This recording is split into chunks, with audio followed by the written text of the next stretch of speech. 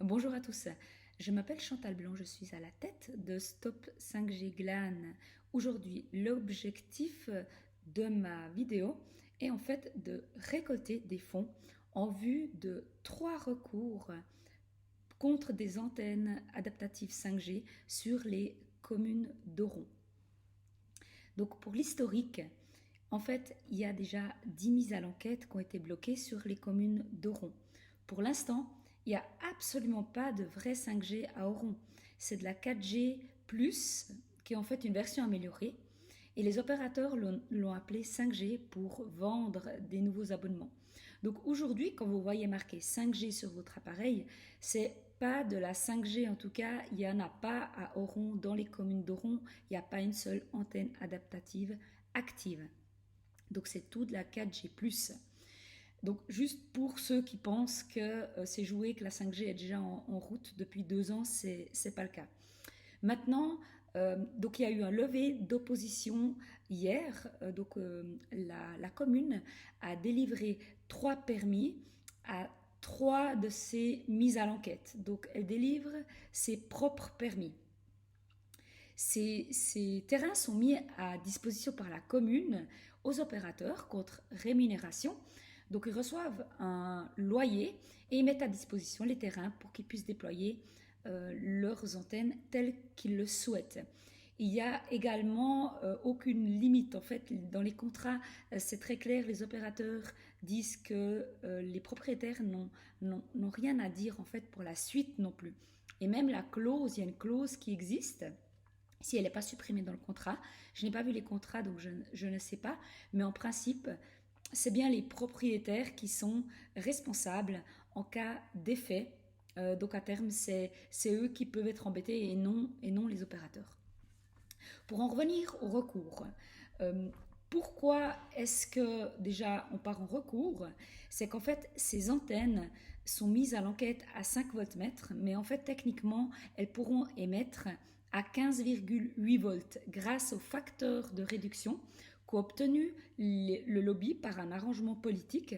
Ça leur permet d'émettre plus fort, mais comme s'ils émettaient moins fort.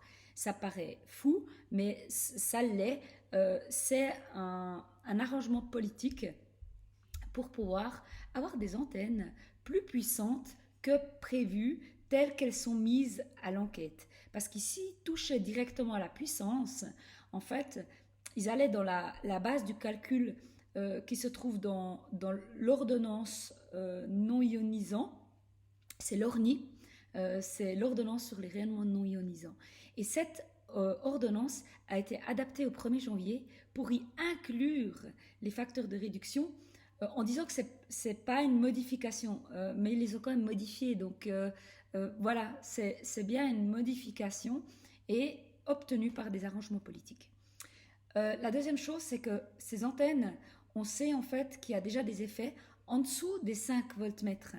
Le groupe consultatif des experts de la Confédération, c'est le groupe Bérénice, ils mettent déjà clairement en avant qu'il y a des effets non thermiques, comme le stress oxydatif.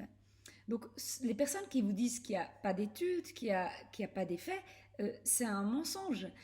La seule chose qui existe encore aujourd'hui où il y a des études complémentaires qui vont être faites, c'est pour voir à quel niveau ça va impacter.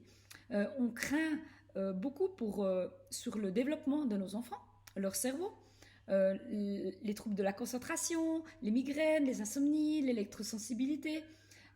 Et il y a déjà des études aussi, notamment en France, par rapport au téléphone portable, qui disent clairement que dès que vous l'utilisez pendant 15 minutes par jour sur une longue période, il y a déjà clairement des cancers avérés au niveau du cerveau.